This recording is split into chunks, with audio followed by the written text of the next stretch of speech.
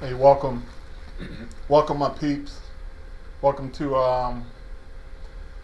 my quick little update on Skytrak, working with GS Pro, and I'm just gonna go through and show you guys a couple things that I've done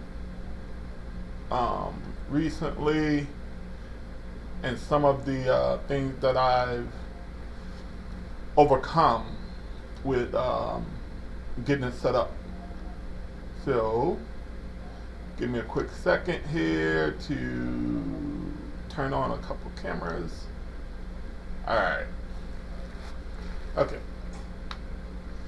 So first off, I'm going to go through and I'm going to show you guys a couple things where I was using two different GS Pro interfaces, and some of the things I went through with one of the interfaces versus the other, and then the switching over to the one that I think is working the best right now. And in doing that, I noticed a couple things, even with the response time on the Skytrak when it would show the readings on the screen in GS Pro. So the two versions of the interfaces, one seems to be a little more responsive, and the other seems to have a couple little issues, and one of them being some errors that were popping up with .NET that were not able to be resolved. And I found some of those by doing some little research on my PC. So I kind of started going through my Microsoft Windows event viewer to look for any of the failures or the error messages that were popping up. So I'm going to go through and show you guys a little bit of that. I'm going to jump back and forth and show you some screens, and then show you the response time of the version. I believe it's 1.8, and how it's kind of working for me. So bear with me here. We're going to jump around and show you. So the first thing I'm going to do is show you some screen prints. All right. Right. And we're going to hide my camera here so we can see.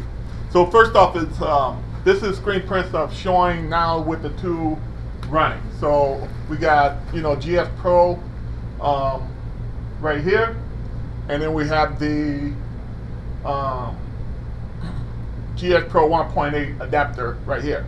So the reason I went to that adapter is I'm going to open up here and show you some of the issues that were hopping up with me. So as you can see here in my event viewer, if you can make this out, hopefully it comes out pretty good on the screen. So in the event viewer, I noticed that there were some messages where sometimes where I would either delay would be a little bit or a little bit of a freeze, and you can see the old connector that I was using, the pgsimconnector.exe. So the pgsimconnector.exe was throwing these unhandled exceptions.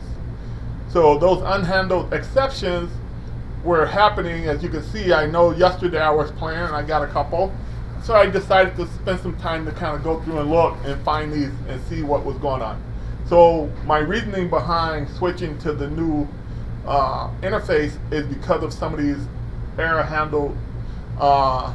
that were popping up. So you can see in the event viewer, I found those, etc. So now I'm going to go to, on my folder, I have the two versions right here. So there's two different versions of the connector.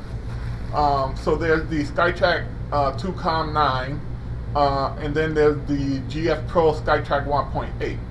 So the one that was throwing the error message that I was using for a long time, for the most part, it works really good, except for those couple little times maybe when it does kind of freeze or whatever. But I wanted to see if I can get it even a little more stable and come back. So in this version of the connector, you go in there and you would run the PG, I think it's called PG connector, right? So you would do the PG SIM connector on this one. Now, if I go back, the other version is the GSPro version 1.8, and then this one, the connector is called GSPro Device Interface. And what I do when I'm setting up my connectors, so I usually right click and add, or actually I do two things. I would alt right click, alternate right click, because you get more options. No, I'm sorry, shift. So if you shift right click on the exe, you get more options. And what I would do in my version is I would shift right click and I would pin to my start or to the taskbar. So I would pin down to the taskbar. Because I already have it pinned to the taskbar, it says unpin. So I already have it pinned to the taskbar.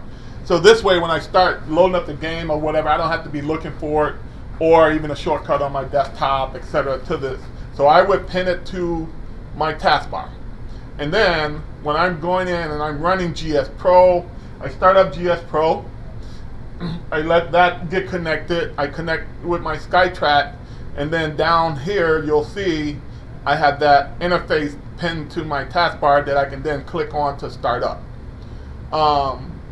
And once it's going, you will see these two screens up for me anyway. Is the GSPro is running here. GSPro is kind of running here, and then the interface is running here. The other thing that people have been talking about a lot of, and the approach that I kind of go is with my Skytrak, my Skytrak cable never would connect to my PC and allow me to do direct connect. I can plug it into my PC, but I never get the window ding to indicate that it notices a new USB connected or device connected to the PC. So really, I only use my cable to my PC just for power. So I connect to my Skytrak using Skytrak Wi-Fi. So I have a direct Ethernet connector going to my PC from my router. So I go from my router to my PC direct Ethernet, and then I connect to my Skytrak using Wi-Fi. So I go down here, do my connector, and I would go Wi-Fi, and then I would connect to my Skytrak that way, and I'm already connected, so I don't have to reconnect, right? But that's how I do. So I go Skytrak Wi-Fi, my PC to my router via Ethernet cable, and the speed and everything and all that stuff is just perfect for me. So I have the ability to kind of do that. I'm not out in a garage or something, so I have the ability where I do have a hardwire Ethernet that I can run to my PC, and then from my PC using Wi-Fi to my Skytrak. So that's the setup that I have. The other thing I'm going to show you is with that setup, I'm going to show you now by using this 1.8. I also noticed that when I did the 1.8, that it also downloaded and installed a new version of Microsoft runtime, Windows .NET runtime. So it installed the Microsoft Windows Desktop Runtime 5.0 on my PC, as you can see that I've kind of highlighted. So that runtime is needed with the 1.8 to be able to run the device 1.8. Now, once I had that set up, I have that running, I did notice, as I'm going to show you real quick here, that now when I'm connected and going into the Skytrak, I started to get a little more response time with my little chips and or just hitting balls. So now that I'm connected, I'm just going to show you.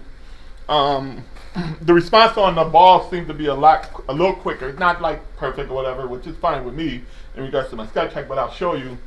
Now that I'm kind of connected, I'm just going to hit a couple of chips and you'll see that the response in regards to on the screen actually almost comes up before my ball even stops.